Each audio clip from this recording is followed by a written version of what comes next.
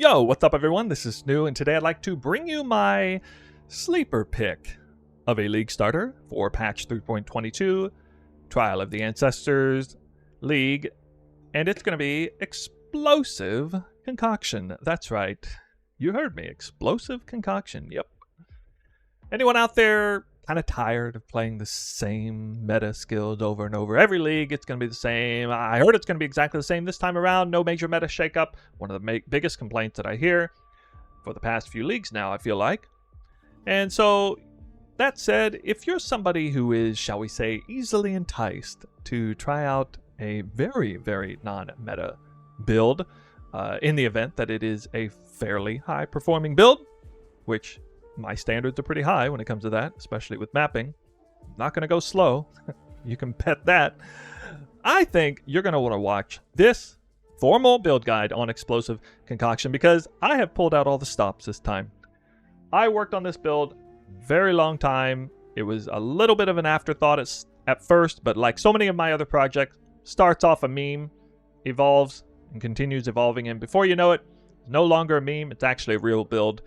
And that's what I'm bringing to you today. So we're going to do this exactly like I did the Poisonous Concoction build. This video is going to start with how, I arrived at this build, a little bit of story there. I will do a map showcase, of course, in a map, only map, because it is a mapping build. Then we'll go over the gear, a lot of cool interactions and synergies with the gear when it's all said and done, as well as the skill gems there. And then we'll get into the passive skills and then the path of building. Of course, we'll look at the calculations to config and figure out all the numbers and maybe even look at or approximate what it would do against bosses, because I know people care so much about that for some reason. But yeah, let's get into it. We're going to start with the genesis of the build. I have to talk about Poisonous Concoction. That was my league starter, and indeed I have changed my mind. I reserved 2% judgment with the possibility of playing another league starter. When I said that, it was in my mind. Explosive Concoction may potentially pull through. That should excite you enough to know that I went from 2% to all the way to yes, 100%, making the swap to this. That does not speak badly of Poisonous Concoction. I still think it's a good build. In fact, if I'm being completely honest, that's a disclaimer, I think, for the average Joe, Poisonous Concoction is a better all-around build than Explosive Concoction, but you can probably guess why I want to switch this if you've been paying attention to my content at all recently. It's so much more exciting, so much more interesting and fun to play a very non-meta, or the more non-meta option when you have the choice. It's more exciting for viewers, for people to watch, and it definitely sparks more conversation and it keeps the game alive, reforming the meta the hard way without GGG stepping in and buffing and nerfing things. Quite proud of the build naturally, as you can imagine. So that is really the biggest reason why I'm making the swap. But don't be deceived. This is still a very good build. My bar is high. The build has to be excellent by my standards for mapping and clearing anyway. It cannot drop at the wrong look of a monster. I'm not going to fall over dead in maps. I got to make sure that's the case.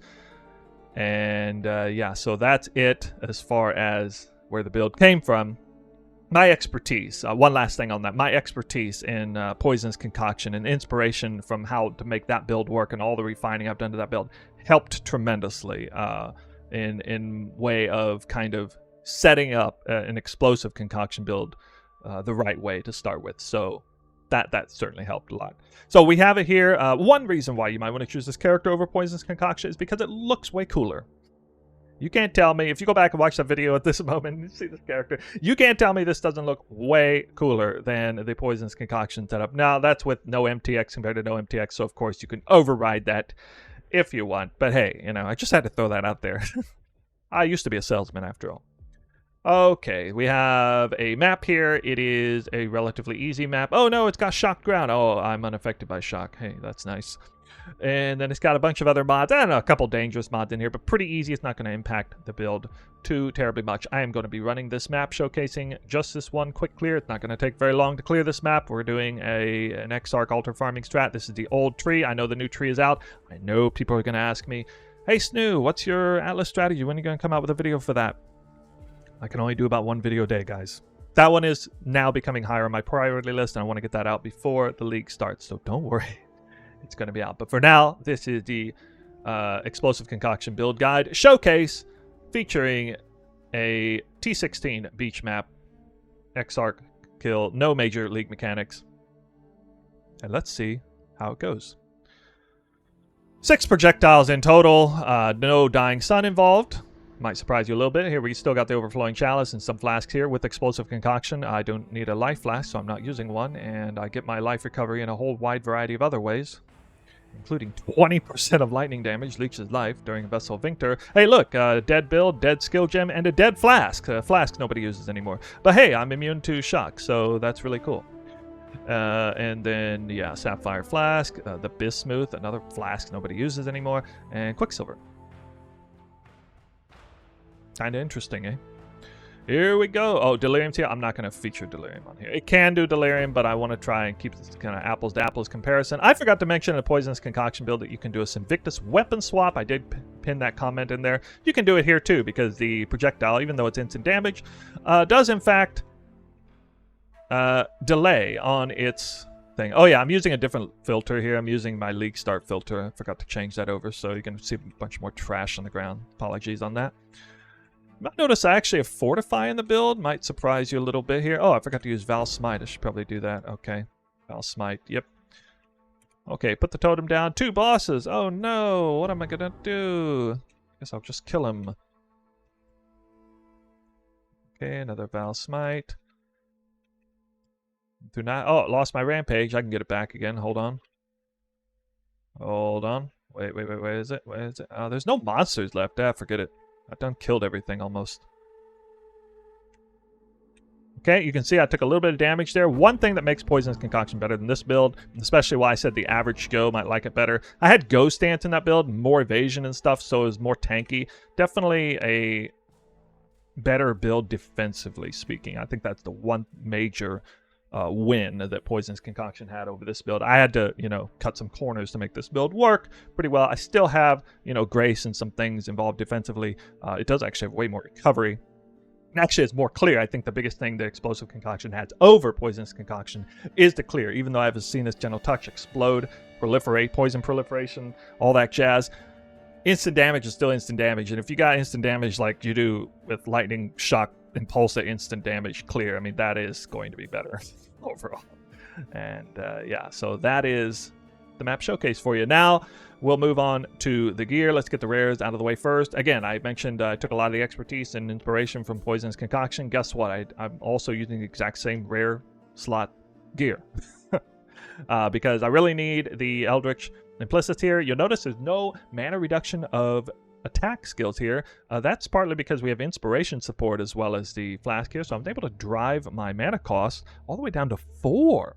All the way down to 4. That's less than Poisonous Concoction. So really cool there. It enabled me to actually put Area of Effect as an Exarch Eldritch mod, which is good because I'm not running Carcass Jack, and even though I'm only running 6 projectiles, the issue is that the build only has 10% Area of Effect from the skill gem quality, and then I have 10% from the shield actually, and then only 10% here, but 30% is a nice number. That's definitely beyond the breakpoint needed for 6 projectiles to overlap. No problems there. I do like being able to get it there. You'll notice the rest of this gear is mainly for resistances and attributes, and that's kind of how that goes. If you do have great gear, you can get 10% more area of effect with +1 skill gems as a benchcraft prefix, but that would be much more restrictive on the gear, and I didn't want to have to go that far on there. You'll notice here we got the boots, same story. The movement speed, life, resistances, relatively easy to get gloves or boots this good. Enduring Cry has reduced cooldown recovery rate. That might surprise you a little bit.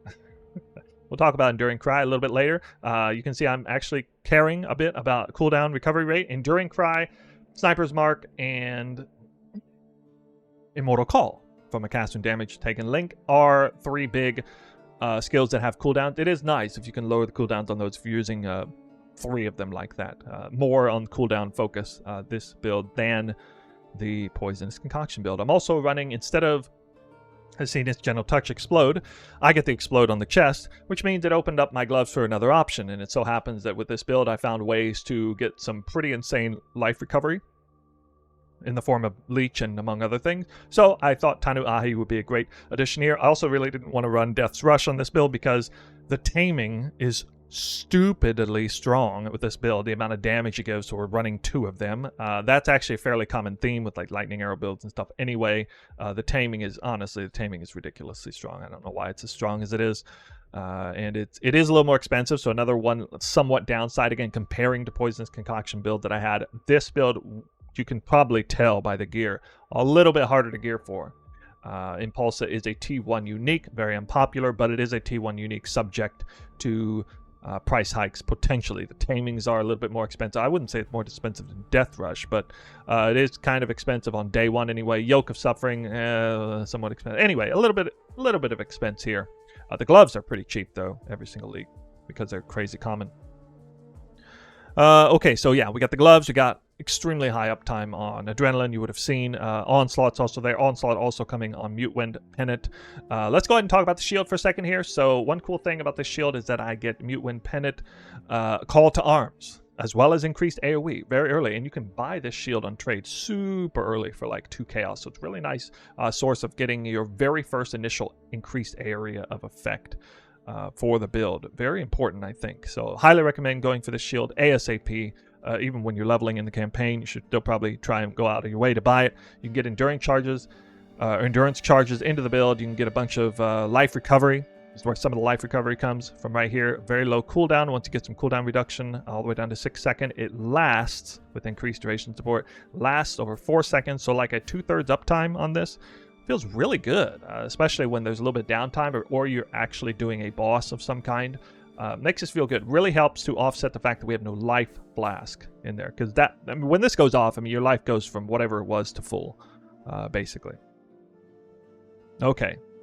And, of course, the extra damage reduction is kind of nice. A little bit up there. But, yeah, really big fan of the shield. A great, cheap, unique. A lot of value out of that for this build. Infernal Cry is something I was looking at first, but I ended up going with Enduring Cry. Ended up being better.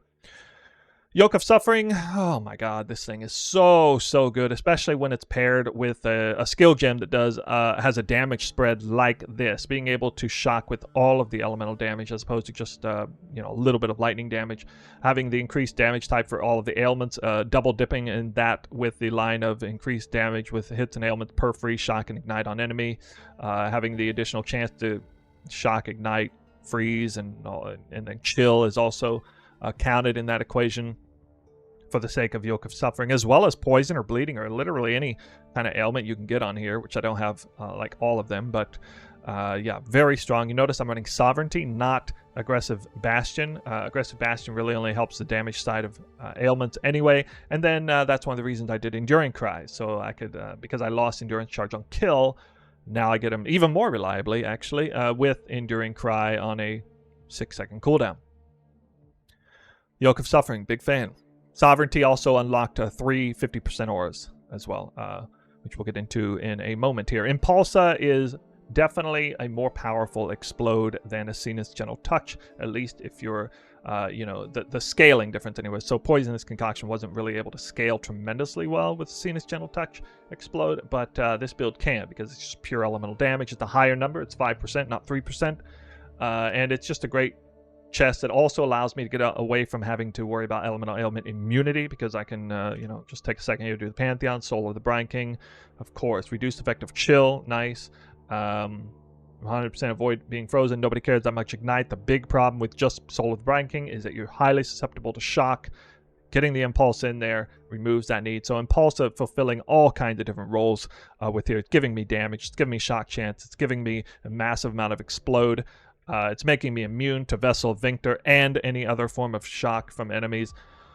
Woo! That is one valuable chest and definitely carries the build a little bit. I can run this build without Impulsa, but it gets a lot easier once you get Impulsa. So a 5-link Impulsa is definitely better than a 6-link non-Impulsa. Almost certain of that.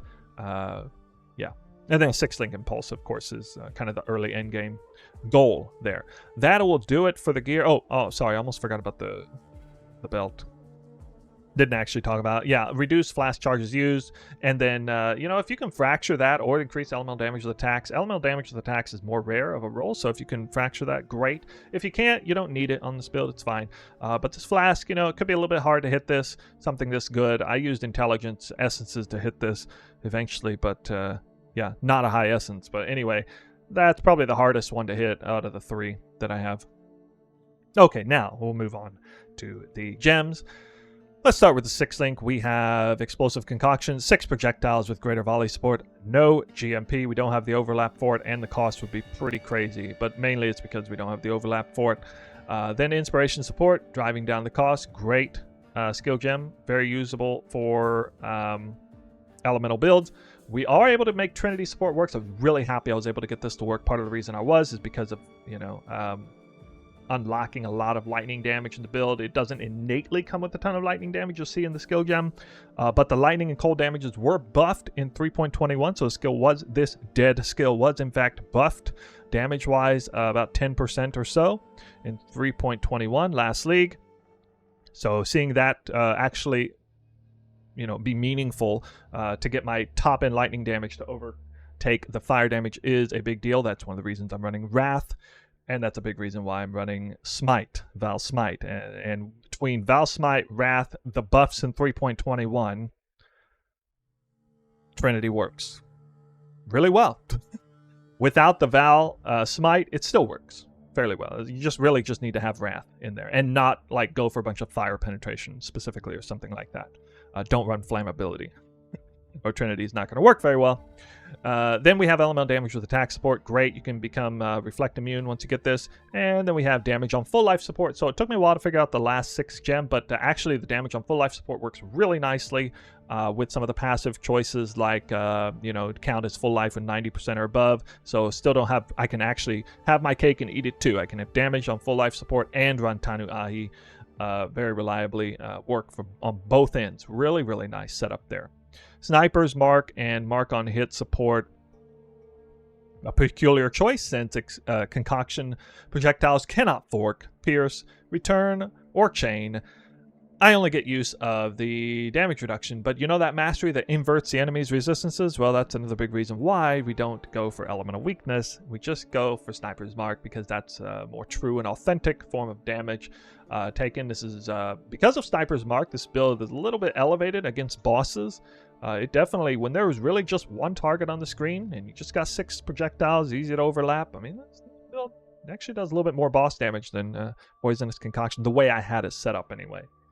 We're still running Grace. I like Grace because I am doing the Mortal Call cast and damage taken support. You have to run Grace. You have to have some evasion to make that work. I have crazy endurance charge acquisition, so this is a defensive layer I like on the Ranger. I know it's a bit outdated in some people's eyes, but I think it's still quite strong. No ghost stance, however. Let's see. So we're down over here. We got Blood Rage going on. Yeah, and Blood Rage is not actually connected to cast and damage taken. It's too high level, but the setup does not need to be linked. Another thing doesn't need to be linked is Ancestral Protector not being benefited from here. I did have Val Smite connected to increased duration support before, but I decided to switch the links over. We'll talk about that in just a second. Increased duration with Enduring Cry and Val Haste, still very useful. I like that a lot. And that leads us to our final link, which has received the last moment change. I was doing Shield Charge with faster attacks, Val Smite, and Innervate support. I made a whole video separate on that. However, after further testing, as much as I like being a glass cannon and going around killing fast, I must admit this build, one of the build's slight weaknesses is its damage reduction. So when I realized that I could just Shield Charge all over the map into packs and fairly well maintain a 10 to 20 fortification the whole time, let's be real, 20% damage reduction across the board, or even just 10% damage reduction across the board is a hell of a lot better than, say, 150 increased lightning damage. Yeah, that's a lot more valuable. So I'm going to do this. Now, I could still get Innervate support in the build somehow, some way, but I definitely want faster attack support with Smite, because I also recently realized that sometimes my attacks get interrupted and they don't go through, and it is a problem when your Val attack doesn't successfully pull off. Faster attack support dramatically increase the chance that it will successfully pull off, and once you get in the rhythm of just using it every 8 seconds or so, which I didn't really do, in that showcase, admittedly. But yeah, I will. And, you know, it's not a mandatory thing. It's just min-maxing the build like I always do. I like to min-max the build. And so this is me attempting to min-max the build and streamline and automate most of what I can. But, you know, it is more than just a one-button build. We do have to trigger, you know, Blood Rage in the beginning. We got Val Haste sometimes. We got Ancestral Protector, which I don't really use except for bosses.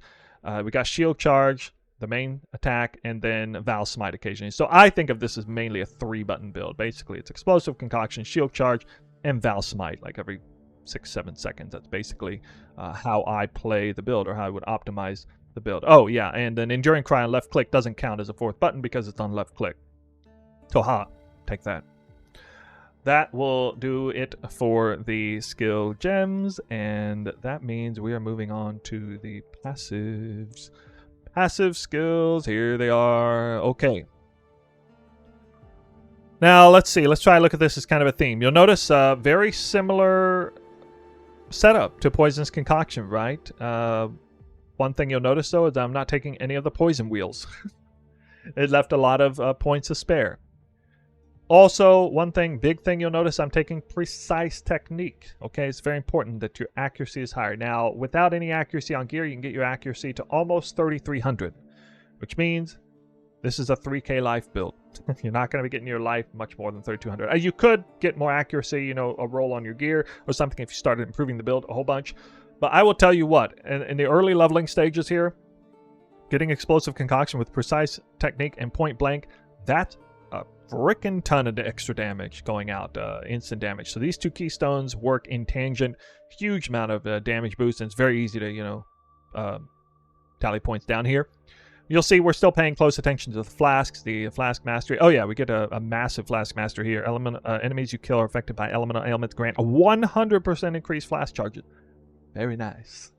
Then we do have the Careful Conservationist. I'm not really using any other mastery, however. Of course, I'm getting the extra projectile just like last time. Of course, I'm getting Spell Suppress capped, where I can a lot of Spell Suppression. 0 on gear. But very cool wheel over here, making huge use out of, I don't want to forget this interaction here. Skills cost life instead of 30% mana cost with you count on a full life while at 90% life or above, combined with Revenge of the Hunted, 10% chance to suppress spell damage while on full life, and that works.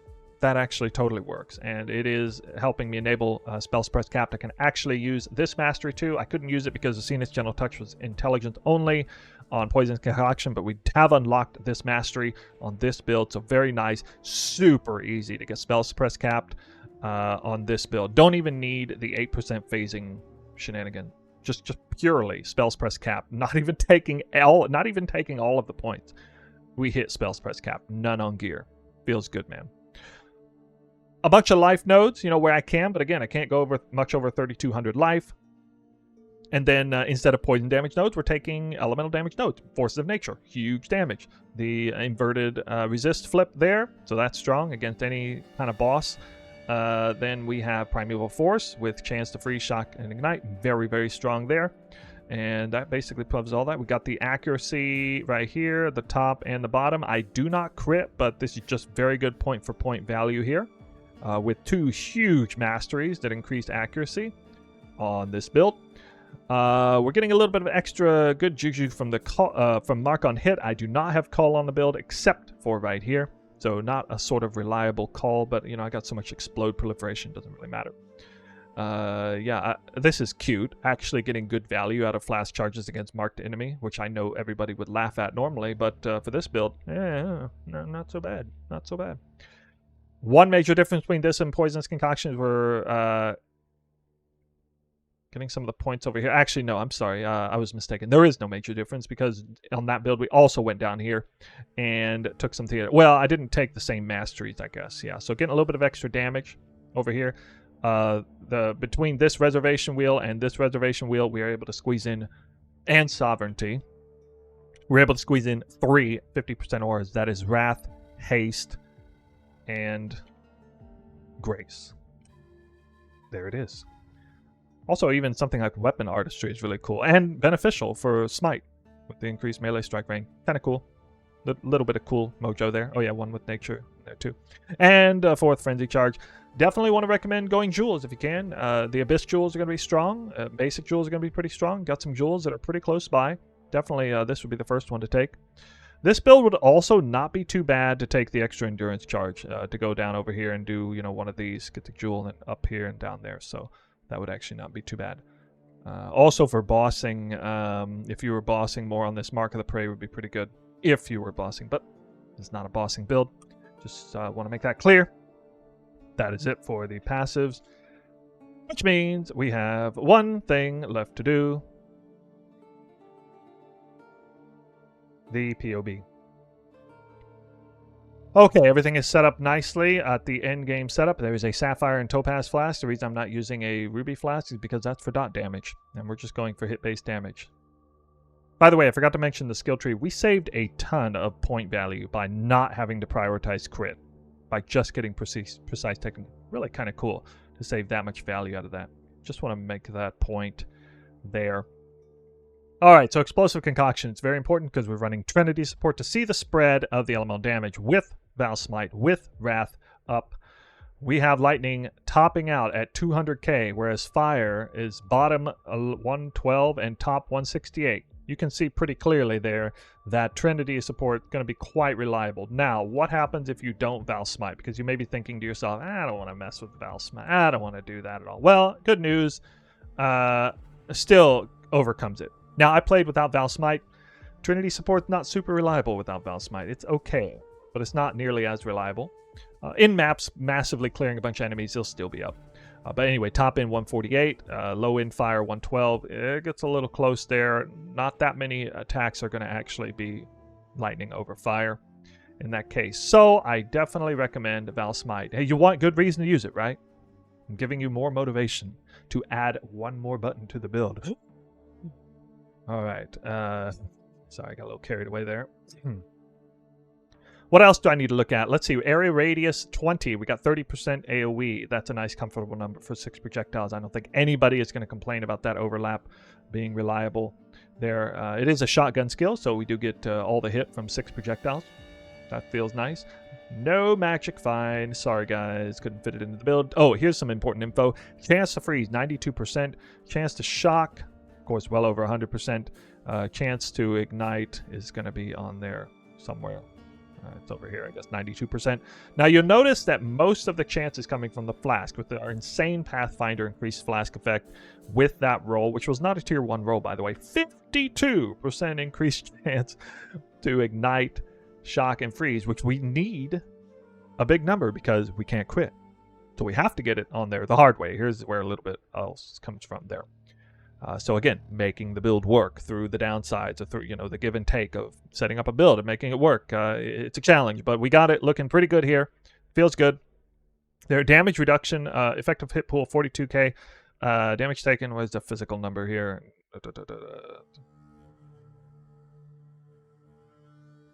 I'm not seeing it here. Oh, here it is. Okay, 18,000. That's kind of low, admittedly, and Mortal Call is involved in that. Chaos is really low, actually. But yeah, the cold lightning number is very high. It's serviceable. Serviceable defense. You got to see the map showcase. You get to see it. Again, Poisonous Concoction build that I have is more tanky than this one. But it is serviceable, I think. All right, so that about do it for the calculations. You can see for yourself. Let's go over the config. So you see I have 11,160,000 on a level 95 character. Okay, so that's with a lot of stuff up, right? Because we got Onslaught, we got Fortified from the shield, we got Adrenaline from Tanu Ahi, we killed recently, we got a whole bunch of stuff here, close range, one enemy, that's from the Mastery, projectile travel distance because of point blank, ignited, burning doesn't really matter, the chilled, frozen, shocked, elemental damage is going out, 50% of shock effect at the high end, 3 of these for the tamings, 50 Trinity Resonance, yeah, Innervate. If it's in there, you may want to run Innervate instead with a Guardian Pinnacle boss. We're not actually doing 11 million DPS versus the boss, but this is how I like setting up a PoB for a mapping build. And I set it up this way. And then I'll go through it with you. Oh yeah, always on full life. That is true. And let's change things around to see what it would be like if I was facing a boss, probably. Now, a little bit more favorable than the Poisonous Concoction build, which was more reliant on, killing enemies to get your effects. We get Frenzy Charges from the mark on hit, or on hit, mark target check, so that still works on bosses. Endurance Charges with Enduring Cry still works on bosses. Onslaught from Tanu Ahi and the shield, still got it. Fortified, probably not really gonna have much of that. Adrenaline, still got it on Tanu Ahi. That's active, yep. Killed recently, nope. Have you shocked recently? Yeah, I'm throwing projectiles, shocking a boss. I've shocked recently. War Cry, okay, that's all the same, point blank all there. Still ignited. Probably not ignited, probably not chilled. Or, yeah, ignited, sorry, yes. Probably not chilled, probably not frozen. The damage threshold may not be there. Cold damage is a little weak. Definitely not doing, most likely not doing 50%, maybe half of that, 25% shock effect. Gonna have 2 of these on here, not 3. Ignite and shock. Okay, none of that's going on. Trinity still looking very strong. Sapphire and Topaz Flask down. Okay, simulating them there. And then on the skill gems, okay, Val Haste down. When I did this was Poisonous Concoction. I realized after the fact that was one thing I forgot to uncheck, by the way, so I apologize on that. But you can see we are losing damage here, definitely going down. Let's see, what else can we... Blood Rage is still up. All of these support gems still looking good. Val Smite down. Okay, it can still be up a little bit against the boss. Sniper's Mark still effective. Enduring Cry up. Haste, regular haste is on, of course. Ancestral Protector would be up on a boss, I would hope, for most of it. And I think I'm missing something. No, I'm not missing anything. That's right. I did this beforehand, and it was right around 4 million. Okay. So 4 million is actually a higher number than my Poisonous Concoction build came out to. Now that is assuming perfect conditions against a boss, so you're not going to be standing and firing away 100% of the time. But I was able to do Eater of the World behind the scenes and tank his initial attack, and no problem. Got a huge amount of leech and recovery there. Feels good. 2 to 4 million boss DPS I think this build actually has. Like, pretty legit. Now, Adrenaline's not going to be up 100%, maybe. So maybe not quite 4 million, but 2 to 3 million. I'd say pretty fair assessment, I think. So, a little bit of a debacle on how much boss DPS does the build do.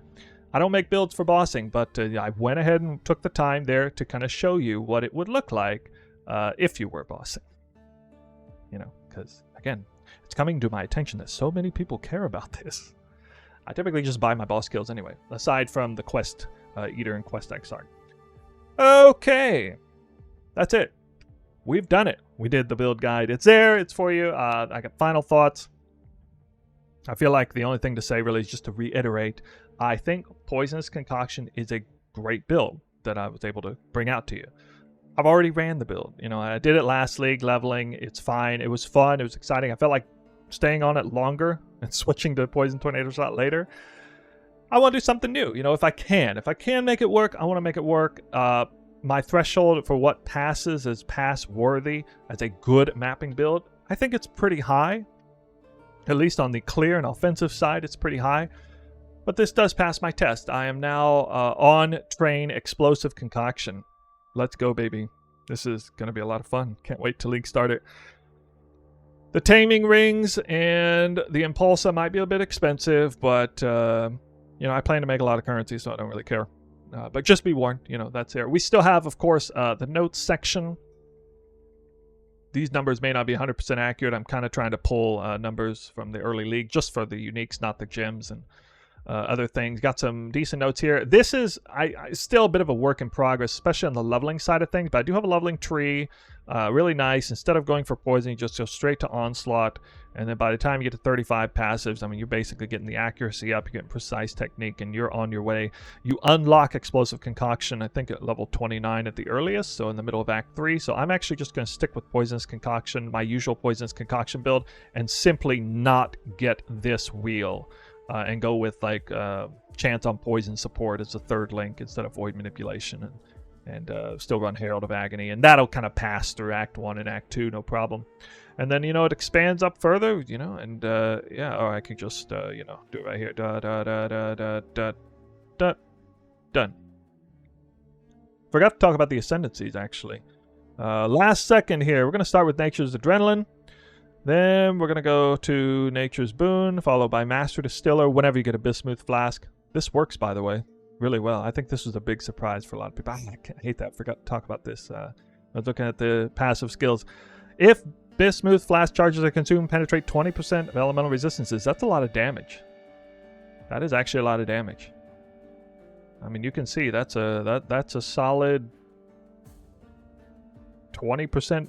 Not 20%, 15%, maybe 15% damage. This is. People meme on this thing like all up and down all day long. But here's the thing.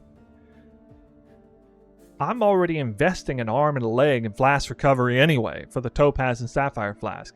I don't have to invest anything more to make the Bismuth Flask work better. The Bismuth Flask will drain flask charges slower than the Sapphire and Topaz Flask, making this ascendancy point for this build extremely strong and very efficient allocation of a point, which is really cool. Because I love using not just using non-meta build, but using laughing stock ascendancy nodes. You know what I mean? Like it reminds me of when I did